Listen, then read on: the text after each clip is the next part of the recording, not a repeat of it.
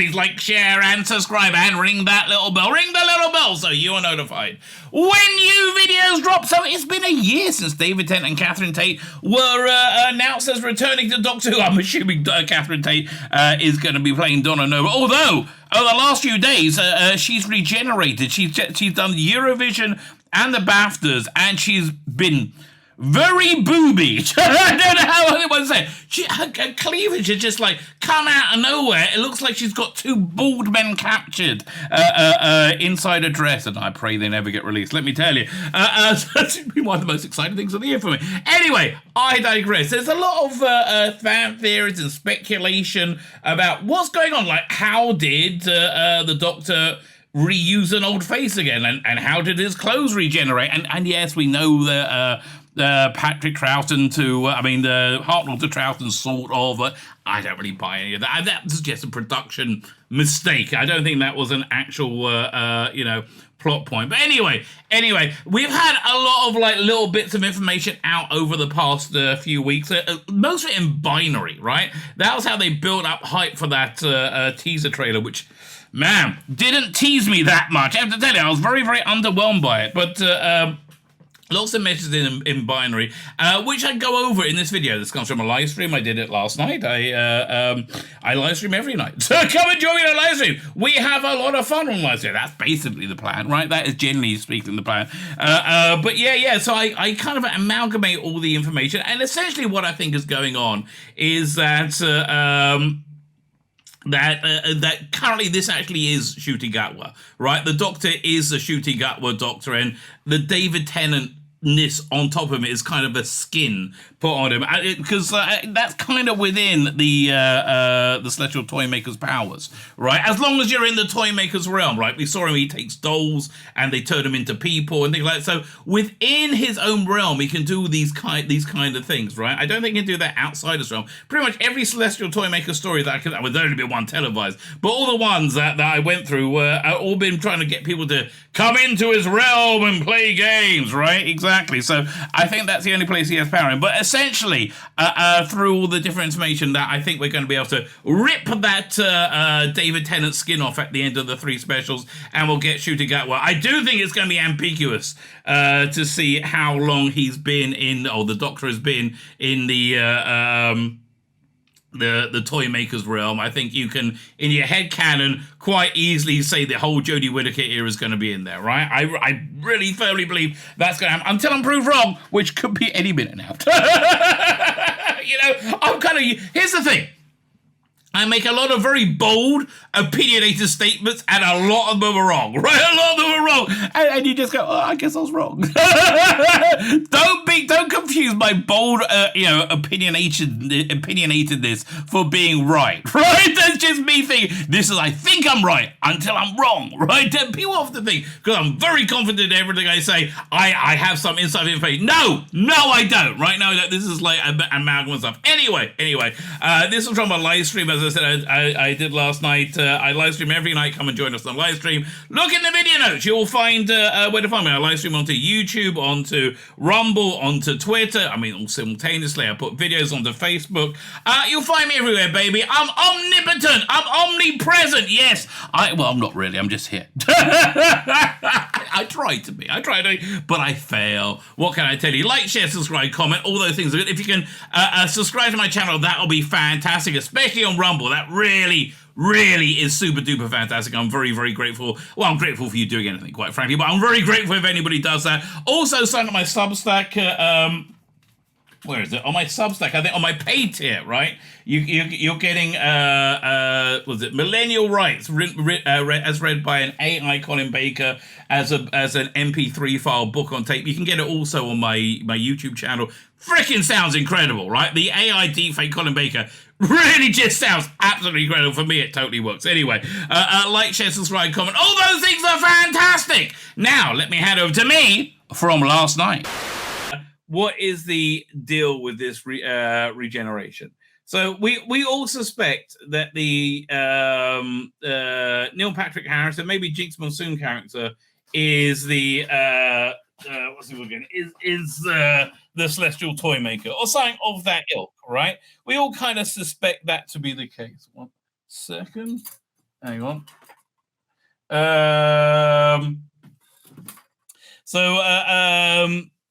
I've been trying to research what the Celestial Toymaker's power is and what the MO of the Celestial Toymaker is, right?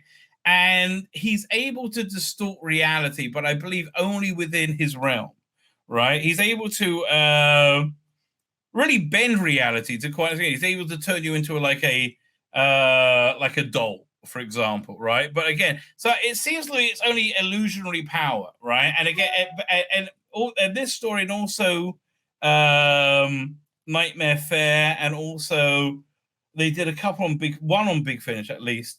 It's all about getting people trapped in the toy maker's realm, so and to play like games with them, right? Which okay, so that and so we have that going on. Obviously, we have the clothes change with the regeneration. Now that's a big thing that everyone's a little bit confused about, right? Like, and people say, "Oh, it happened before." No, it bloody didn't. Shut up. Yeah, I know it changed from boots to trainers with Peter Davison, right? Yeah, I understand that, but that wasn't really meant to be. It was just like, it was a mistake. Same with Hartnell to Troughton. It was just like nobody really noticed, okay? They always try and make it and like maintain it. It's like, oh, how come the Klingons didn't have bumpy foreheads? Because they couldn't do it in the 60s, you schmuck. Okay? Chill out. Right? So it's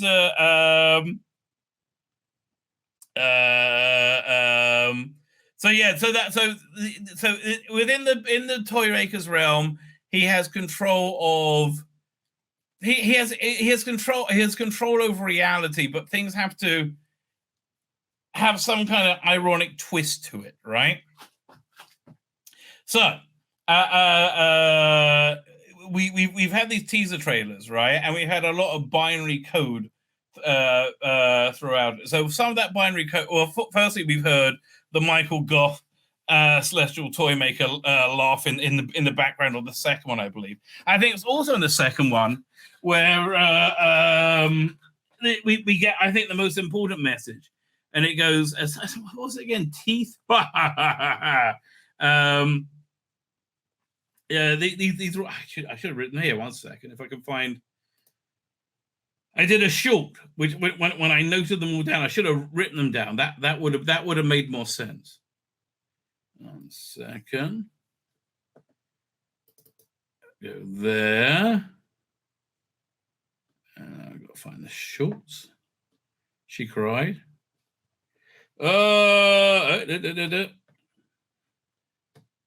Man, lots of Star Trek, Star Wars, Shill Media.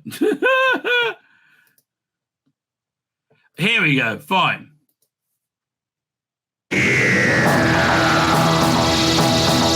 are just a day away from a full trailer for the Doctor Who 60th anniversary.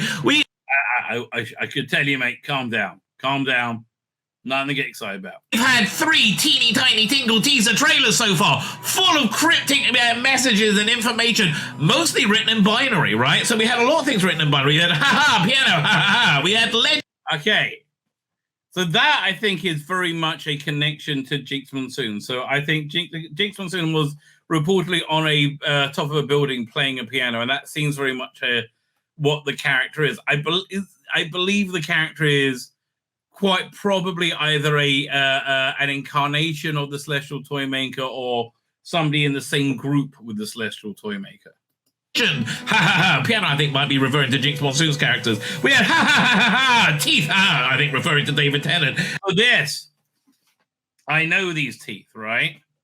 We had Alonzi, I think that might be referring to David Tennant as well, and we had the Star Beast, all written in binary. That was the comic strip in which Beat the Meep appeared, or Beat the Beat, I can never bloody remember. So here's the interesting thing: when Donna Noble became the Dr. Donna, she said the word binary, I think, 14 times. Go check this out. Is this connected? Almost certainly. And the fragment links are superseding the binary. Yep, lots of weird stuff going on with that. So anyway, I put it to you, sir, that yes, they are in the Toymaker's realm, and they're never going to tell you when they got in there, right? it could well be this entire season is trapped in the toy maker's realm, trying to get out. Right?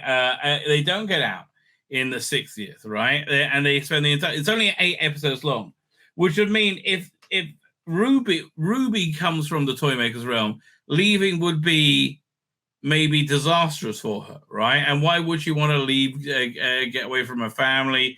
Would she survive? Outside, who knows, right? Who knows? But I thought right from the beginning that Ruby Sunday doesn't sound like a real name, right? Ruby Sunday just doesn't sound real, right? And I wouldn't be surprised at the end if they turn out that she's not real, right? And I think that might be something about an arc of the season, right? But I think they're going to leave it reasonably open-ended about how long they've been in there. But essentially, they're gonna. It's the way to retcon the entire Jodie Whittaker era. But here, let's go over here to Screen Rant that has an article about Regeneration. Let's see if they can shed any light on the information on the matter. There we go. Share screen.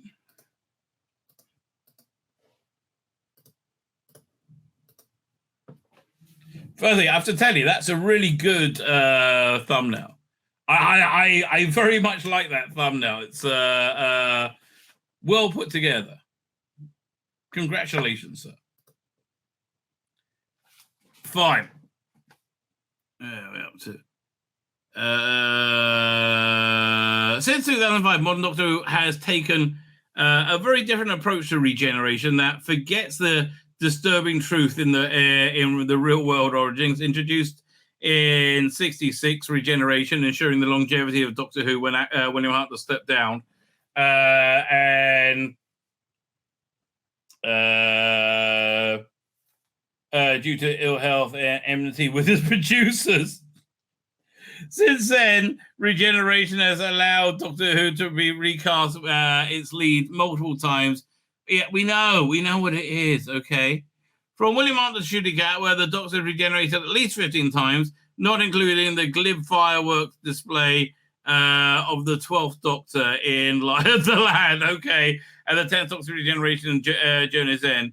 The more casual approach to regeneration in the modern era has occasionally run the risk of removing any threat to the character.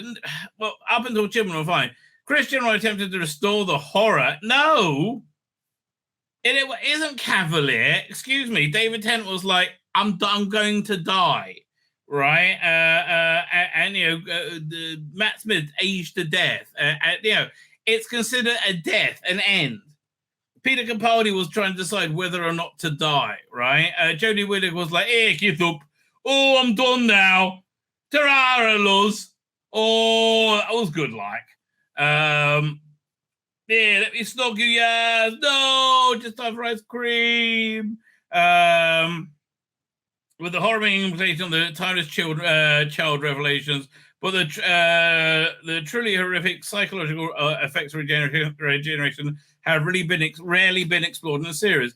Well, normally the first story they're a bit, at odds. Yeah, you got twin dilemma. Colin was, didn't know up from down for the whole story. You had Castrovalva again. Basically, the whole story. It took about 3 episodes for him to recover. Normally, they just need a good cup of tea. They're mostly like, okay, fine, okay. And so let's see what they're trying to say.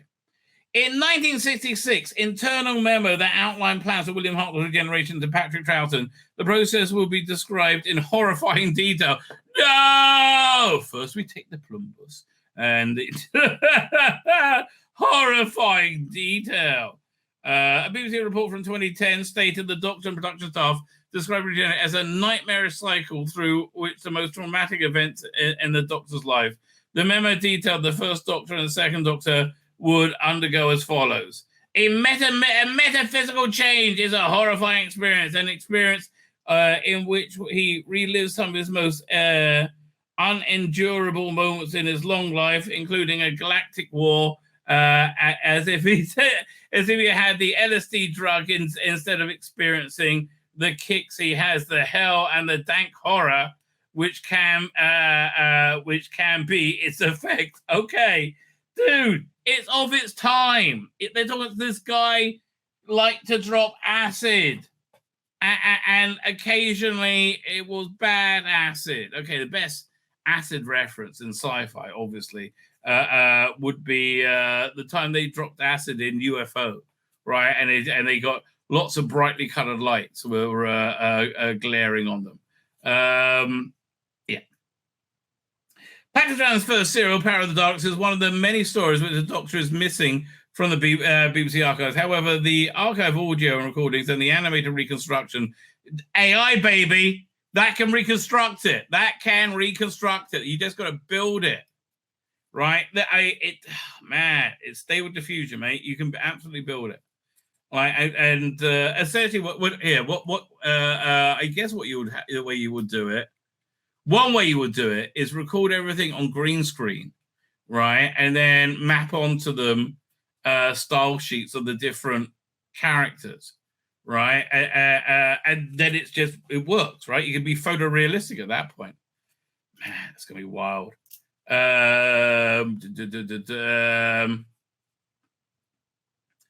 Where are we up to? Trauma. Second Doctor experiences dizziness, excruciating headaches as an existential crisis that briefly stops him from identifying him as a Doctor.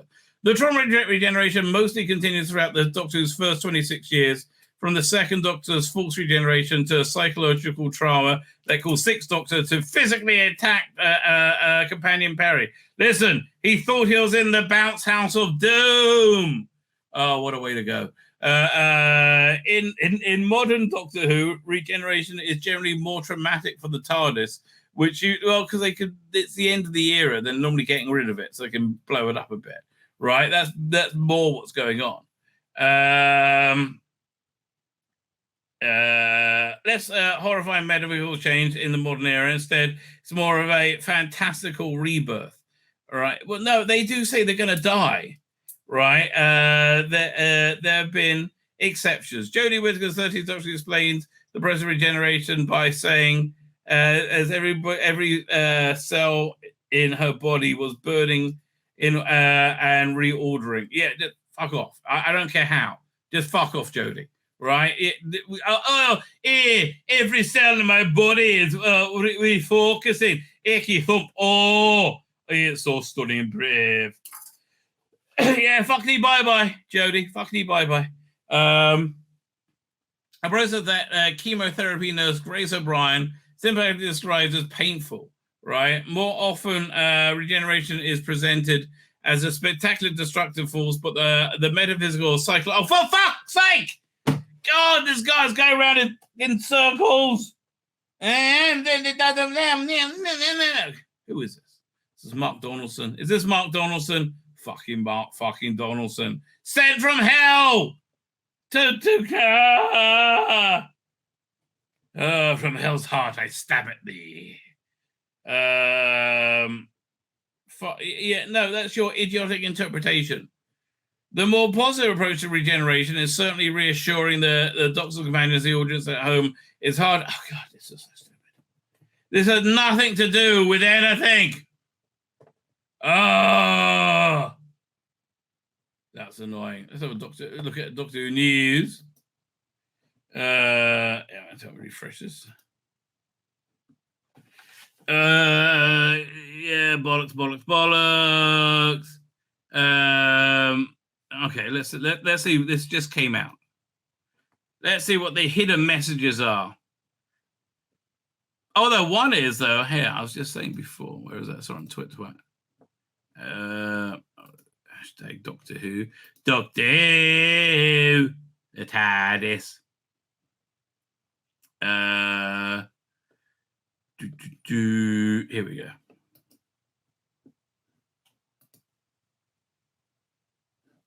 Fine. So apparently, yeah. Right, now I'll share screen.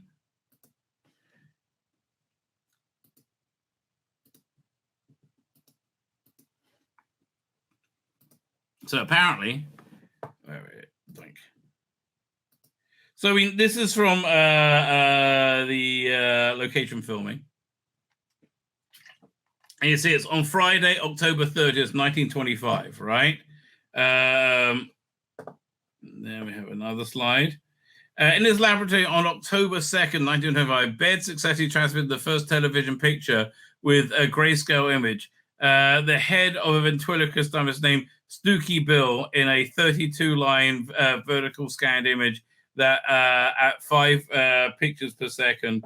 Baird went... Fine. That's a picture of it, right? Modern replica.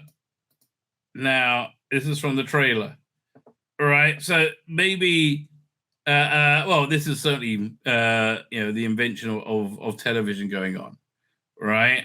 Maybe it's something that got, embedded within all of television. I can see Russell going kind of meta and doing something like that.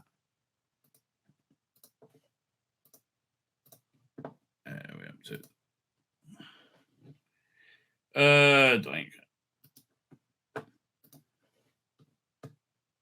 Fine. Yeah, Star Beast. Okay, obvious. Wild Blue Yonder. Let's see what I have to say. Star Beast is a comic book reference. Yes, we know. Written by Pat Mills and John Wagner. They must be getting a credit on this. I mean, it's their freaking story. They must be getting a credit, right? They both are live, aren't they? Pat Mills is. Is John Wagner? I don't know. He's retired now, isn't he? With new commander Sharon help fight off, beat the meat, invade the Wraith Warrior. Yeah, we've seen all this, right? We've seen all this. Okay, so what else they want to tell us? Donna's pondering the face of the 10th Doctor, how has come back, and suggests that Donna may not survive a reunion. With the 14th Doctor, with such a doomy portent, it may. I mean, if she does sacrifice herself and they're in the toy maker's realm and not in reality, right? Then that would work, I guess. And they get out over the 3 episodes. Giggle. We'll fit the bill. Donna Nova's discovery of Beep in the Doctor's closet is very funny. Yeah, E.T. moment. Okay, fine. Wild Blue Yonder, what could it mean? Director Don Kingsley has said his weird special suggests that Wild Blue Yonder could be some high concept adventure with the Doctor and Donna. Wild Blue Yonder is a term for the sky when viewed at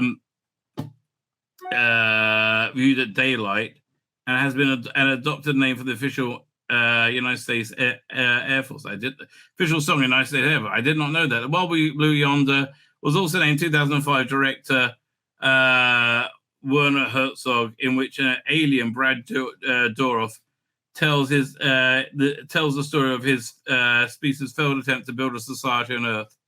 That seems interesting. While it's unlikely that Rusty Davies is referencing Herzog, the idea that Doctor Who has revisited it's an idea Doctor Who revisited through the years, although it was temporary background to conceal a huge spoiler.